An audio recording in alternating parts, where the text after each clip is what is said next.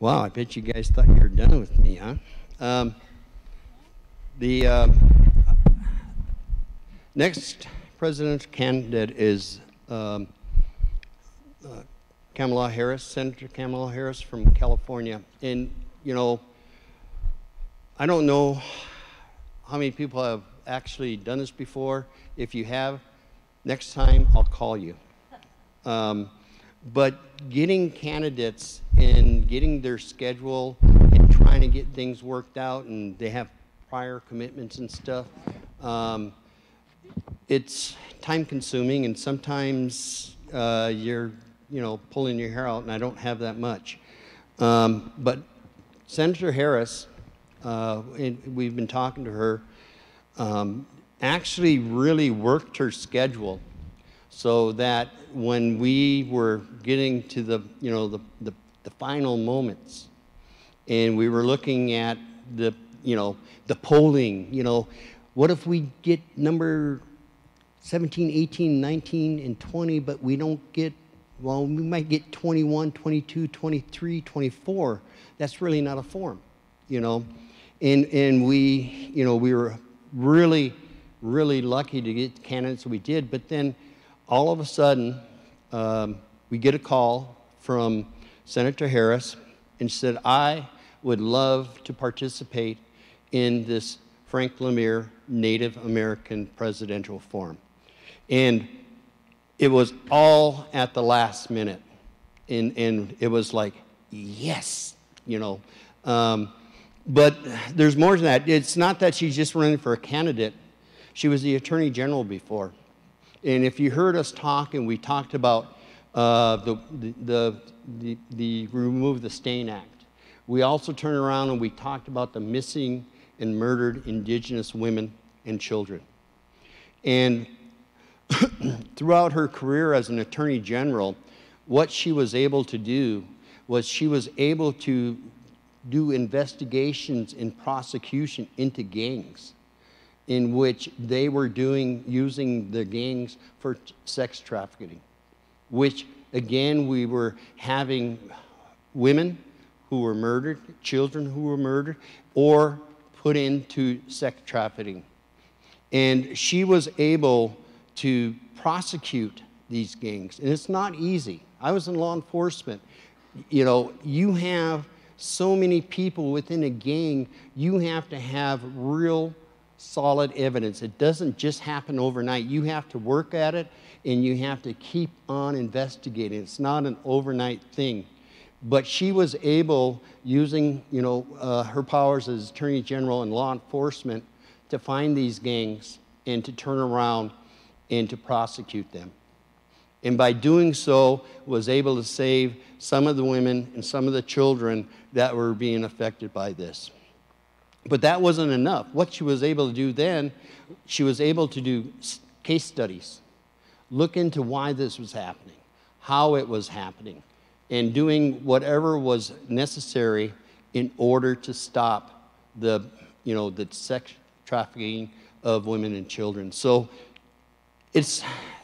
I'm really happy, not only because she's a presidential candidate, but a candidate that has actually worked at what we are talking about, what is, you know, destroying Indian country, you know.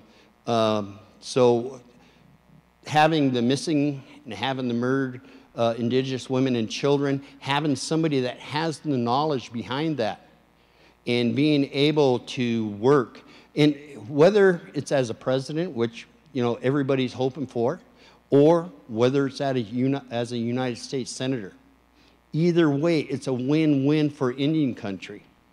And we need to make sure that as we go through this, we understand that this isn't just about I got you moment.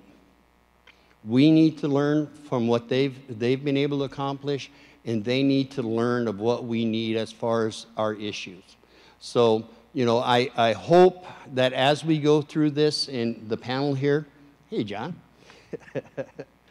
John Eckelhawk, Native American Rights Fund, and I have to bring this up here.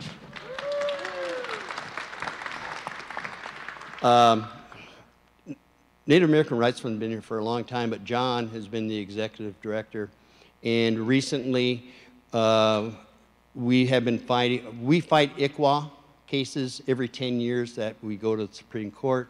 And every time that we fight them, we look at NARF, and what NARF has been able to do is, has been able to win these cases for our families and our children. So, thank you. And I know I'm supposed to be introducing camera, but I saw John and I had to tell you. So, hopefully, as we get going,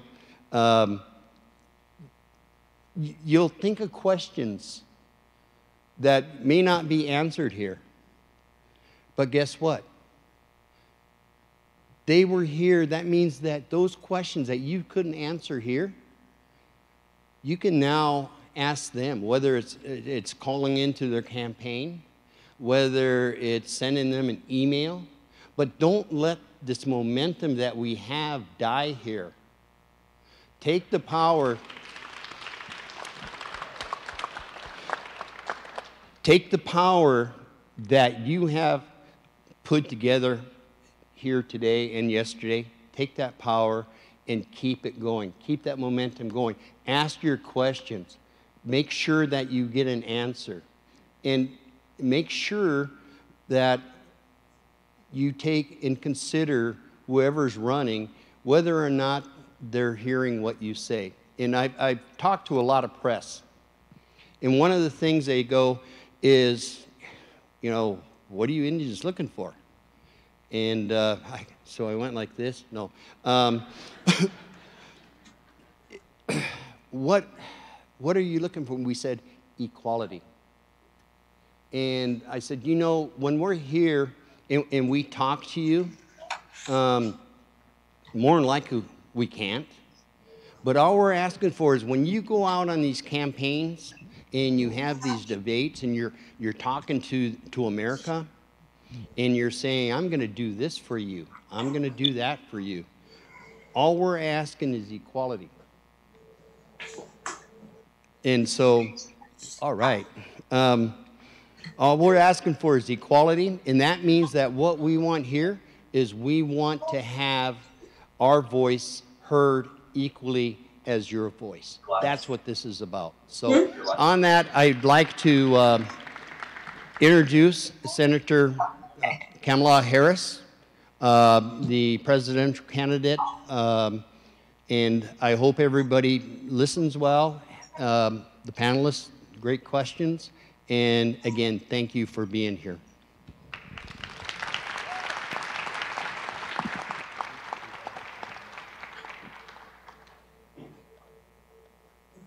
Am I on? What's oh. Hi, it's Kamala Harris, and I'm honored to be a part of the Frank LaMere Native American Presidential Forum. OJ, thank you for your words. I'm looking forward to our discussion. I only have a few comments to make as we begin. And it is that there's unequivocal support and respect that I have for the sovereignty of Native tribes. And that this is a lifelong commitment. I was raised and grew up always knowing about and feeling very strongly about what we need to do to speak truth about the generations of violence and oppression that have occurred against our Native Americans at the hands of the American government, of the United States government. And there is work we need to do and continue to do that is about not only restoring tribal land, but also acknowledging the historical trauma that has resulted from those many years of violence and frankly, crimes that were committed. These were crimes that ranged from murder and rape to theft in profound proportions. And so I am honored to be with the leaders who are a part of this forum. I thank you for bringing us all together. I'm sorry I am not there in person, but I thank you for allowing me this opportunity to speak to you directly. Thank you, Senator.